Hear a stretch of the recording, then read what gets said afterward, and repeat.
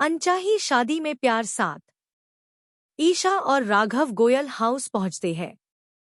सौरभ जी और रमा जी उनके घर की तरफ ही आ रहे थे। उन दोनों को देखकर मुस्कुराते हुए वहीं रुक जाते हैं। राघव गाड़ी पार्किंग में लगा कर आता है। ईशा और राघव दोनों साथ में बहुत अच्छे लग रहे थे। ईशा मुस्कुराती हुई सौरभ जी और रमा जी के पैर छूकर आशीर्वाद लेती है। राघव बेटा कैसे हो आप? सौरभ जी राघव की तरफ देखकर बोलते हैं। ठीक हूँ अंकल, आप दोनों कैसे हैं? बस कैसे लग रहे हैं हम? चारों अंदर बढ़ जाते हैं। दरवाजा राहुल ने खोल दिया था, डोरबेल नहीं बजाई थी। उसे पहले ही दरवाजा खोल दिया था। राहुल धीरे से, प्लीज आराम से, आप सब ऊपर छत पर चले जाइए, बड़ी माँ और बड़े पापा को पता नहीं चलना चाहिए, वो अभी कच्ची नींद में होंगे, हमें आधे घंटे और रुकना होगा। सब हाँ मैं सर हिला देते हैं और धीरे धीरे पैर रखकर ऊपर छत की तरफ जाने लगते हैं। सौरभ जी और रमा जी छत पर आकर देखती है कि दोनों इतना प्यार डेकोरेशन कर रखा था। जिया और अनिता जी ने। अभिलाष जी और अनिता जी नाश्ता लगा रहे थे टेबल पर। जिया अपने मम्मी पापा को देखकर उनके गले लग जाती है खुशी से। सौरभ जी और रमा जी उसे प्यार से लाड लडाते हुए, कैसी है हमारी बच्ची? ठीक हूँ माँ, आप दोनों कैसे हैं? और आप दोनों इतने दिन क्यों बाहर गए थे? हमें आपकी बहुत याद आ रही थी। बेटा पापा का काम था तो हमें जाना जरूरी था, पर हम अब कहीं नहीं जाने वाले हैं, तो समय मिले तब हमारे घर आ जा थोड़े दिन, तुम्हारे बिना घर बहुत सुना लगता है हमें। जिया हाँ मैं सर हिला देती है।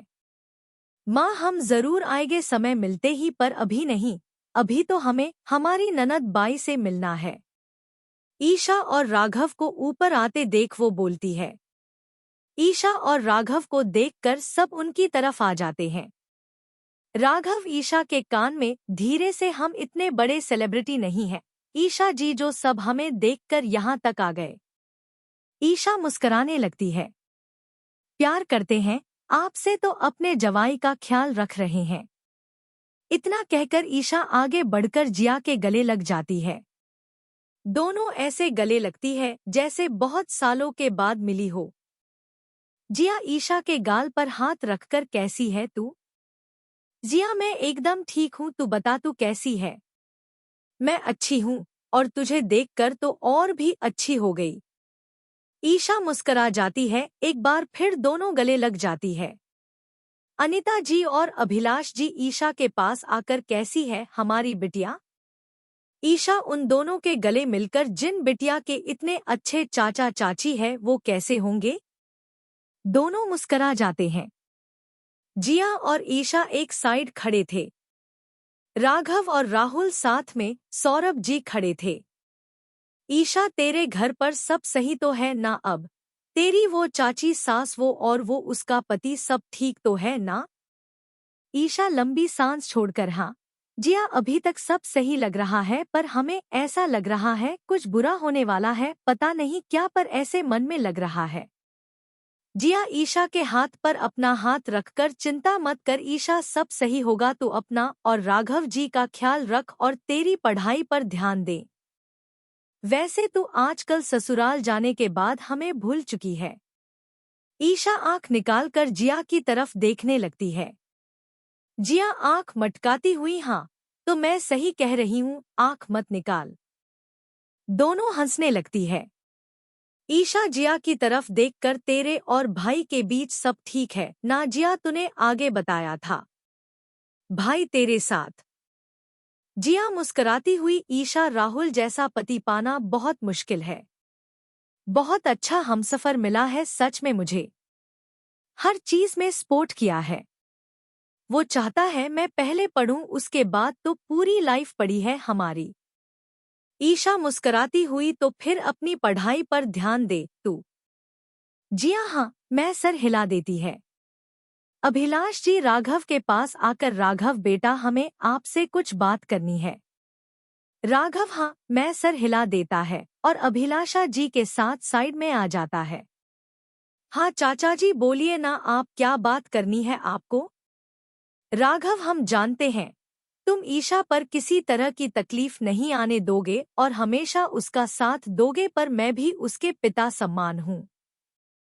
इसलिए एक बेटी का बाप होने के नाते मैं तुमसे एक बात करना चाहता हूँ, तुम्हें बुरा लगे तो माफ करना। राघव अभिलाष जी की तरफ देखकर, चाचू आप माफी क्यों मांग रहे हैं? आप मेरे पिता के सम्मान हैं, आप जो कुछ बोलना चाहते हैं बोल सकते हैं आराम से, मुझे बिल्कुल बुरा नहीं लगेगा। बेटा वो तुम्हारे चाचा जेल में हैं, यह बात हम सब जानते ही हैं। बेटा उनकी वजह से ईशा को कोई तकलीफ मत होने देना, बहुत सहन किया है उसने, हम सबने आंखों से देखा है उसका दर्द, अब यह जिम्मेदारी तुम्हारी है। राघव हाँ मैं सर हिलाकर, आप चिंता मत कीजिए, ईशा जी को मेरे और मेरे परिवार की वजह से कोई परेशानी नहीं होगी। अभिलाष हाँ मैं सर हिला देते हैं। राहुल सबको अपनी ओर देखने को कहता है। तो आज रात हम सबके लिए बहुत खास दिन है, आज हमारे बड़े पापा और बड़ी माँ की 37वीं एनिवर्सरी है। तो चलिए लेकर आते हैं बेस्ट कपल को ऊपर। राहुल जिया और अनिता जी नीचे जाकर ममता जी और आलोक जी के कमरे के बाहर सिटी वाले खिलौना बजाने लगते हैं जो बहुत आवाज करता है। ममता जी और आलोक जी उसकी आवाज सुनकर उठ जाते हैं, उठकर बेड पर बैठ जाते हैं। आलोक जी ममता जी की तरफ देखकर, ममता हमारे घर में यह बच्चों वाले खिलौने की आवाज कहाँ से आ रही है? अगले भाग में कैसा लगा आज का भाग जरूर बताएं।